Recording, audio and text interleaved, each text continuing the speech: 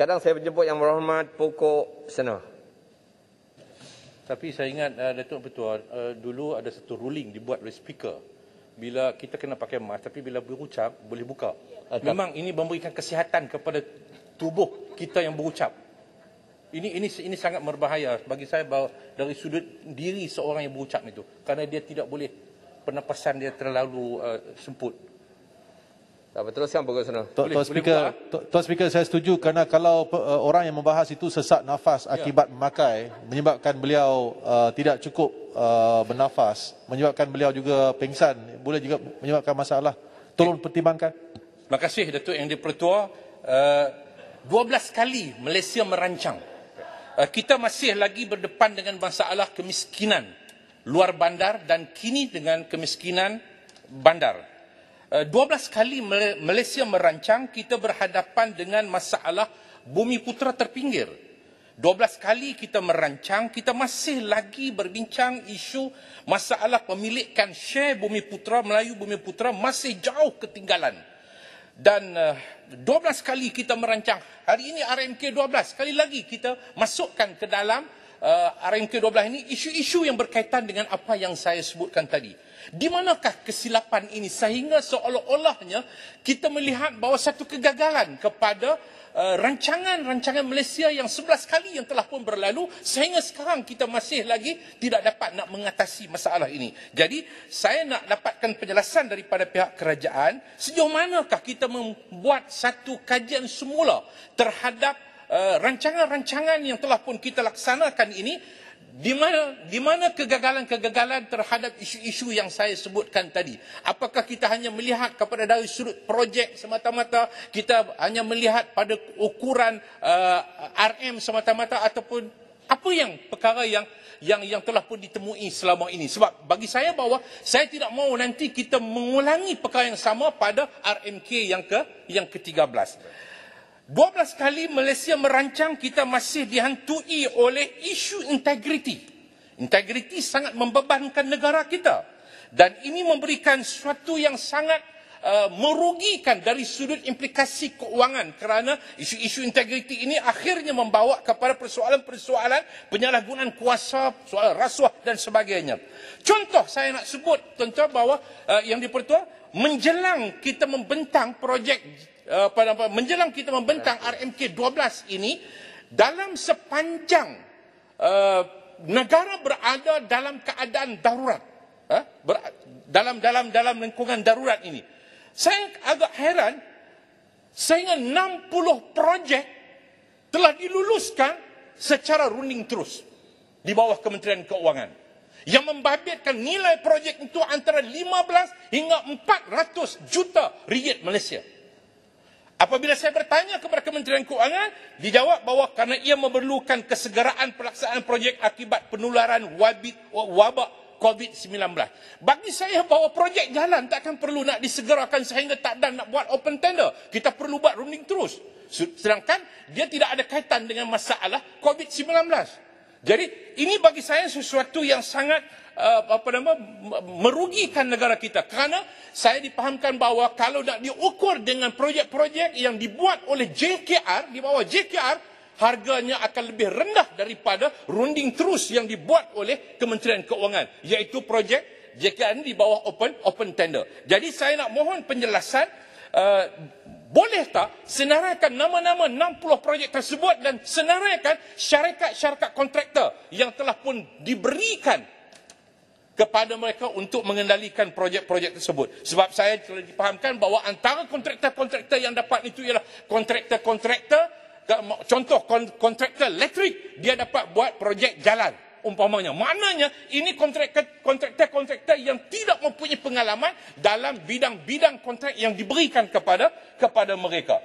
Jadi ini bagi saya bahawa sesuatu yang sangat merugikan, dan saya mohon satu penjelasan daripada pihak kerajaan untuk hal-hal yang sedemikian rupa. Saya agak terkejut apabila projek sebegini rupa boleh disegerakan dengan kos yang sangat tinggi hanya semata-mata kerana ada tujuan-tujuan tertentu untuk mendapatkan imbuhan kepada pihak-pihak tertentu. Sedangkan kerajaan tidak boleh menyegerakan bantuan untuk membantu pusat-pusat tahfiz yang hampir mati dalam negara kita ini. Akibat daripada kerajaan tidak membenarkan mereka beroperasi dalam sepanjang PKP ini, sepanjang COVID ini, menyebabkan tahfiz di negara kita ada lebih kurang 1,198 buah tahfiz, murid berjumlah 84,643 orang dan guru kaki tangan sebanyak 10,357 orang.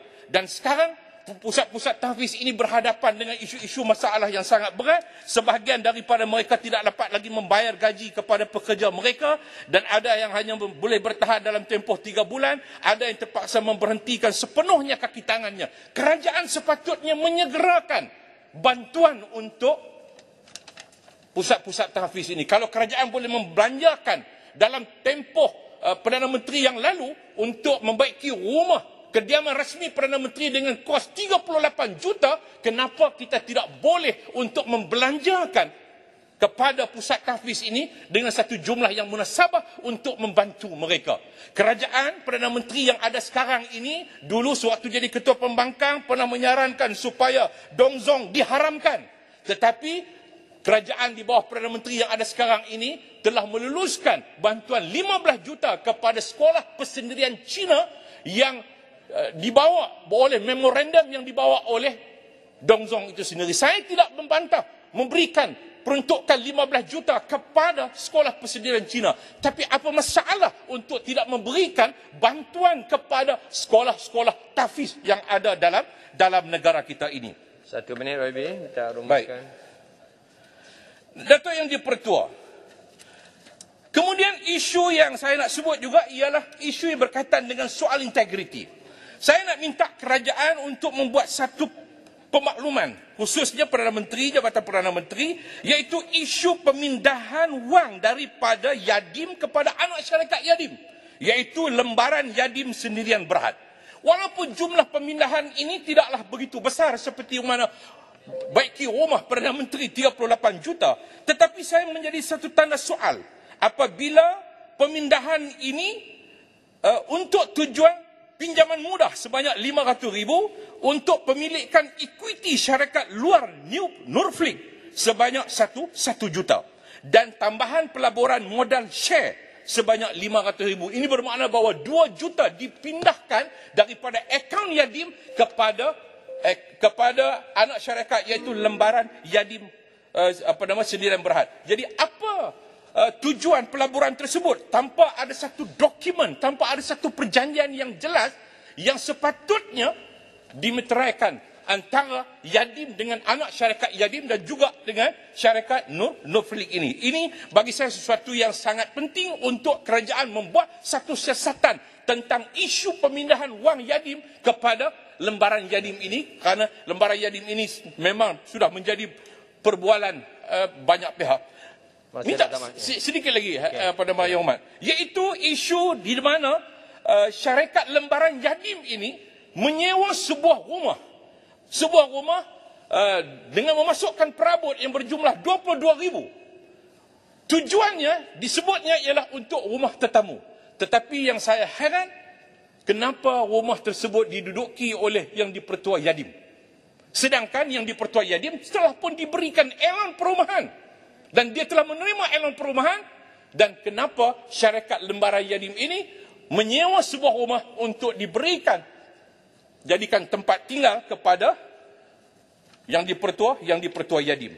Dan akhir sekali saya nak mohon kepada Yang Berhormat Perdana Menteri, dalam RMK 12 ini dia tidak pernah menyebut pun rancangan untuk menurunkan kembali cabutan khas 22 kali yang telah pun naik sejak daripada tahun 2020 yang lalu.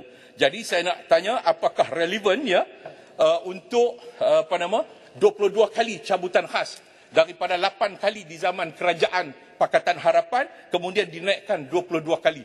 Apakah kerajaan kini bergantung kepada cukai dosa?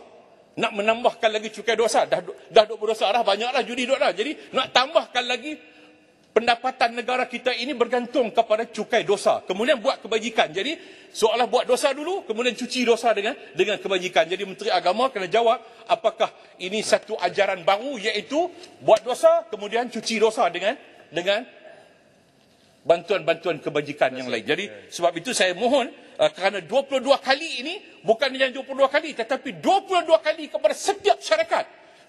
Di Semenanjung ada 3 syarikat, Sport Toto, Damacai dan Magnum. Maknanya 22 kali kepada setiap syarikat, 66 kali. Itu tak termasuk di Sabah ada lagi syarikat-syarikat yang lain. Jadi bermakna bahawa jumlah cabutan khas ini lebih daripada 22 kali. Dan saya cukup terkejut apabila pemimpin-pemimpin PAS yang duduk dalam kabinet boleh bersetuju dengan pengumuman yang telah pun dibuat oleh Menteri Kewangan, dan ini menunjukkan sesuatu yang sangat memalukan, dan mungkin inilah anjakan pemikiran daripada member khutbah Jumaat Masjid Rusila Marang kepada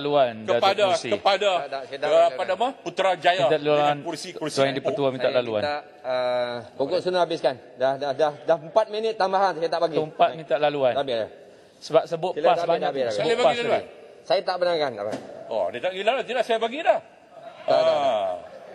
Alright. Jadi ini sesuatu yang sangat mengecewakan saya, dan saya harap bahawa pihak kerajaan seharusnya melihat kembali untuk mengembalikan 22 kali itu turun balik menjadi paling tidak kalau dia nak menang daripada PAS pun maknanya dia turun jadi 7 kali ataupun dia boleh hapuskan terus. Terima kasih kepada Datuk Yang di-Pertua.